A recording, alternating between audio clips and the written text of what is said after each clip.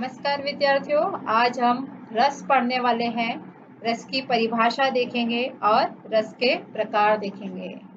तो आपने जो पाठ पढ़ा हुआ है प्रेरणा के पीछे ही आपको यह रस आपके व्याकरण के में दिखाई देगा। रस किसे कहते हैं? तो आइए हम लोग सबसे पहले जानेंगे कि रस क्या क्या है। जब हम कोई कविता पढ़ते हैं, कोई काव्य पढ़ते हैं, तो हमें उसमें रस आता है। तो रस क्या होता है? काव्य को पढ़ने सुनने से उत्पन्न होने वाले आनंद की अनुभूति को ही रस कहा जाता है। रस, छंद और अलंकार ये तीनों काव्य के अंग है। तो क्या हुआ विद्यार्थियों? काव्य को पढ़ने सुनने से उत्पन्न होने वाले आनंद की अनुभूति को ही रस कहा जाता है। रस, छंद और अलंकार ये काव्य के अंग है। रस को इंग्लिश में सेंटीमेंट्स कहा जाता है।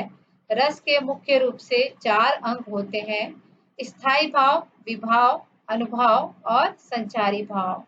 तो विद्यार्थियों, आपको रस पहचानने के लिए पूछा जाएगा। व्याकरण के अंदर आपको कुछ पंक्तियां दी जाएंगी कविताओं की। उन कविताओं को पढ़कर आपको पहचानना होगा कि ये कौन सा रस है। तो अभी तक आपको कुछ समझ में नहीं आया होगा, लेकिन जैसे जैसे हम रस के बारे में पढ़ते जाएंगे, हमें रस के बारे में समझ में आते जाएगा। उसके स्थायी भाव कौन से हैं, रस के प्रकार कितने होते हैं, रस किसे कहा जाता है। तो फिर से रस देखते हैं। काव्य शास्त्र में आचार्यों ने रस को काव्य की आत्मा माना है। काव्य शास्त्र में आचार्यों ने रस को काव्य की आत्मा माना है। रस क्या है? काव्य की आत्मा है।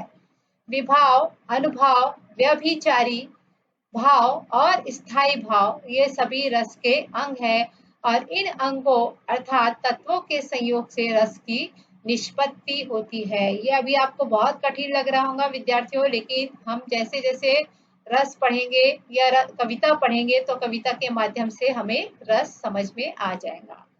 तो साहित्य शास्त्र में 9 प्रकार के रस माने गए हैं। क्या है? रस कितने प्रकार के होते हैं? 9 प्रकार के होते हैं। यहाँ पृष्ठ में या पेज में आपको रस दिखाई दे रहे होंगे और उसका स्थायी भाव दिखाई दे रहा है। तो रस के एक एक प्रकार में पढ़ते जाती हूँ, साथ में उसका स्थायी भाव भी आपको बताते जा रही हूँ। पहला जो है श्रृंगार रस है, उसका स्थायी भाव प्रेम है। दूसरा शांत रस है, उसका स्थायी भाव शांति है। तीसरा प्रकार है करुण रस, जिसका स्थायी भाव शोक है। चौथा है हास्य रस, जिसका स्थायी भाव हास है। पांचवा वीर रस है, जिसका स्थायी भाव उत्साह है। छठवां रौद्र रस है, जिसका स्थायी भाव क्रोध है। सातवां भयानक रस है, जिसका स्थायी भाव भय है। आठवां विभत्स रस है, जिसका स्थायी भाव घृणा है। नौवां अद्भुत रस है, जिसका स्थायी भाव आश्चर्य है। 10वां वात्सल्य रस है, जिसका स्थायी भाव ममत्व है। और अभी 11वां रस हम देखेंगे जो है भक्ति रस। तो भक्ति रस का स्थायी भाव भक्ति है।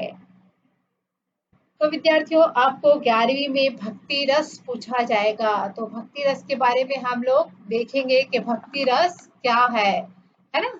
तो भक्ति रस के बारे में मैं आपको करुण रस के बारे में आपको बताना चाहूंगी कि करुण रस क्या है। यह आपके पाठ्यक्रम में रखा गया है कक्षा 11वीं में, जिसके अंदर आपको पहचानना पड़ेगा कि कौन सा रस है।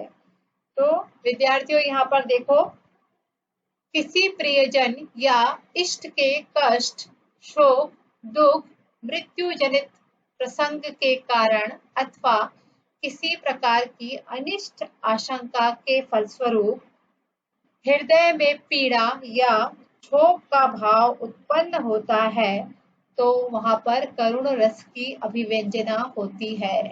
थोड़ा सा कठिन लग रहा होगा आपको विद्यार्थियों। किसी प्रियजन, प्रियजन का अर्थ होता है कोई परिवार का व्यक्ति या अपने परिवार का या रिश्तेदार का कोई व्यक्ति, या इष्ट के कष्ट यानी जो हमसे चाहते हैं उनके कष्ट, शोक, दुख या मृत्यु जनित प्रसंग के कारण अथवा किसी प्रकार की अनिष्ट आशंका, अनिष्ट का होता है ना चाहने वाली जो घटना घटित हो जाती है, उस घटना के फलस्वरूप हृदय में क्या होता है, पीड़ा होती है या शोक का भाव उत्पन्न होता है, तो वहां करुण रस की अभिव्यंजना होती है या करुण रस की उत्पत्ति होती है।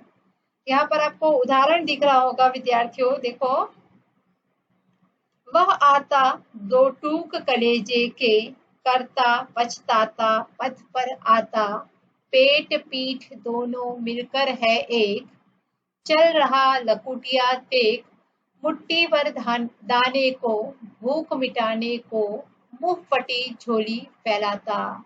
यहाँ पर सूर्यकांत त्रिपाठी निराला की यह कविता है।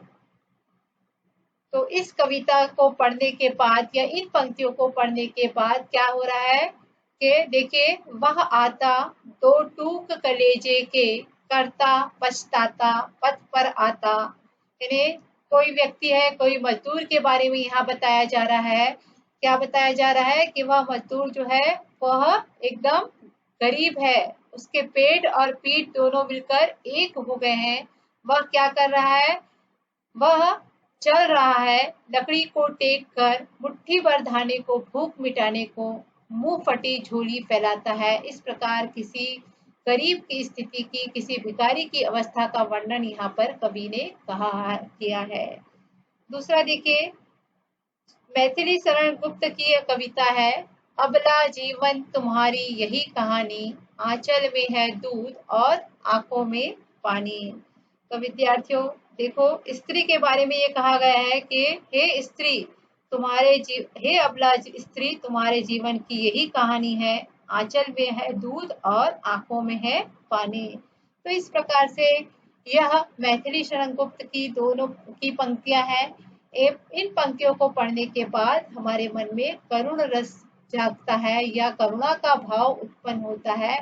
तो विद्यार्थियों, जैसा कि हमने इनकी परिभाषा में पढ़ा था, क्या पढ़ा है परिभाषा में, कि जब हम अपने प्रियजन व्यक्ति के कष्ट के बारे में, शोक के बारे में या दुख के बारे में या उनकी मृत्यु की खबर को हम सुनते हैं, तो क्या होता है, दुख उत्पन्न होता है, तो करुण रस की अभिव्यंजना होती है या करुण रस उत्पन्न होता है।